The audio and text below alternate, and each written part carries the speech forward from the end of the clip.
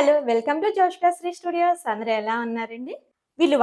మన సమాజంలో ప్రతి ఒక్కరు కోరుకునేది విలువ. అది ఆడవాళ్ళైనా, మగవాళ్ళైనా, పిల్లలైనా, పెద్దలైనా మనకంటూ ఒక విలువ కావాలి. ఒక ప్రత్యేకమైన గుర్తింపు కావాలి. ఒక తల్లిదండ్రుల దగ్గర ఒక బిడ్డ కోరుకుంటారు. తనకంటూ ఒక విలువ తల్లిదండ్రులు ఇవ్వాలి అనేసి. ఒక తల్లిదండ్రులు కూడా వాళ్ళ పిల్లలకి దగ్గర కోరుకుంటారు. నాకు నా కొడుకు నుంచో, లేకపోతే నా కూతురు నుంచో నాకు ఒక ప్రత్యేకమైన విలువ కావాలి.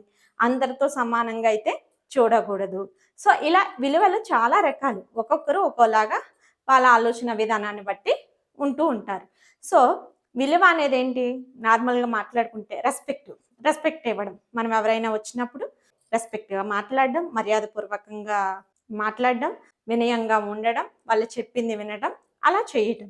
సో, ఇలాంటి విలువలు ఇప్పుడెలా అయిపోయిందంటే డబ్బు, డబ్బును బట్టి పరిగెడుతున్నాయి. ఇద్దరు మనుషులొచ్చారనుకోండి ఒక ఫంక్షన్‌కి. కార్‌లో వచ్చేవాళ్ళు, సైకిల్ మీద వచ్చిన వాళ్ళు ఒకేసారి వస్తే, ఫస్ట్ ఆ ఫంక్షన్ జరుపుకుంటున్న వ్యక్తులు ఎవరైతే ఆ కుటుంబ సభ్యులున్నారో, వాళ్ళు ఆ కారు నుండి వచ్చిన వ్యక్తినే విలువిస్తారు. వాళ్ళనే ఫస్ట్ పలకరిస్తారు. వాళ్ళనే ఫస్ట్ వచ్చి కూర్చోమంటారు. ఆ తర్వాత వచ్చిన వ్యక్తిని తర్వాత పలకరిస్తారు. సో, అక్కడ విలువ మనం వచ్చిన మనిషికిస్తున్నామా? లేకపోతే అతను వేసుకొచ్చిన వెహికల్‌కిస్తున్నామా? సో, ఇలా విలువలు మారిపోతూ ఉన్నాయి. సో, ఎప్పుడు కూడా బాధపడొద్దు. నాకెవరు విలువివ్వట్లేదు, నన్ను సరిగ్గా చూడట్లేదు, నాతో మాట్లాడట్లేదు, నేను ఎంత బాగా మాట్లాడినా వాళ్ళు నన్ను తప్పు పడుతున్నారు అని ఎప్పుడు అయితే బాధపడకు. ఒకసారి వాళ్ళకి దూరంగా ఉండి చూడు. నీ విలువ ఖచ్చితంగా తెలుస్తుంది.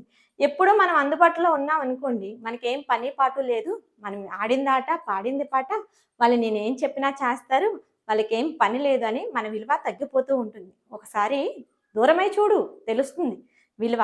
ఏది కూడా మనకు అందుబాటులో ఉన్నప్పుడు దాని విలువ అయితే మనకు తెలీదు. దూరమైనప్పుడే దాని విలువ మనకి తెలుస్తుంది. సో, మనం ప్రతి ఒక్కటి పట్టించుకుంటూ ఉంటూ ఉంటామనమాట. ఏది పట్టించుకోవాలో, ఏది వదిలేయాలో మనకు అర్థం కాదు. కొన్నిసార్లు పట్టించుకొని ప్రతిసారి బాధపడుతూ ఉంటాం. అయ్యో! అలా జరిగింది. వాళ్ళు నన్ను అలా అన్నారు, ఇలా చేశారు. అలా బాధపడుతూ ఉంటే మనం బాధపడడం తప్ప ఎదుట వాళ్ళకి ఎలాంటి ప్రయోజనం ఉండదు. మనకు కూడా ఎలాంటి ప్రయోజనం ఉండదు. మన సంతోషం అనేది కనుమరుగైపోతూ ఉంటుంది. సో, ఎప్పుడు కూడా బాధపడకు. ఎప్పుడైనా ఎవరికైనా ఏదైనా విషయం చెప్పాలి అనుకున్నప్పుడు ఎంతవరకు చెప్పాలి? ఎంత మేరకు చెప్పాలి? ఏం చెప్పాలి? అనే వరకే చెప్పండి. అంతకు మించి ఎక్కువగా చెప్పామనుకో మనం చులకనైపోతాం. సో, వాళ్ళు వినలేదనుకోండి వదిలేయండి. దెబ్బ తెలిస్తే దాని విలువ ఖచ్చితంగా తెలుస్తుంది. ప్రతి దానికి సమాజంలో ఒక రేటుంటుంది.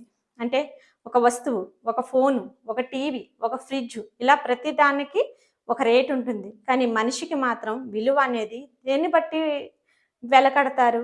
దేన్ని బట్టి? ఆస్తిని బట్టా? మంచితనాన్ని బట్టా? అతను నడుచుకునే ధర్మాన్ని బట్టా? దేన్ని బట్టి ఒక మనిషికి విలువ కడతారు? సో, మనం ఎప్పుడైనా కూడా మన వరకు ఎంతవరకు చేయగలం? ఎంత బాగా మనం మంచిగా ఉండగలం? అనే దాన్ని అలవర్చుకోవాలి. ఎదుట వాళ్ళు దాన్ని గుర్తించిని, గుర్తించకపోని అది మనకనవసరం. ఒకరు గుర్తించట్లేదా అని అనుకుంటూ బాధపడుతుంటే, నీకు ఇంకొకరు గుర్తించొచ్చేమో నీ విలువని. సో, ఎప్పుడూ కూడా ఒకరి గురించి, ఒకరన్న దాని గురించి బాధపడి నిన్ను నువ్వు తక్కువ చేసుకొని, నీ విలువని నువ్వే తక్కువగా చూసుకోకు. సో, నీ విలువని నువ్వే పెంచుకో. వీడియో నచ్చినట్లయితే వీడియోని లైక్ చేయండి, షేర్ చేయండి అండ్ సబ్స్క్రైబ్ చేయండి కొత్తగా చూస్తున్న వాళ్ళు. మళ్ళీ కొత్త కంటెంట్‌తో కలుసుకుందాం. Until then bye bye. Thank you all.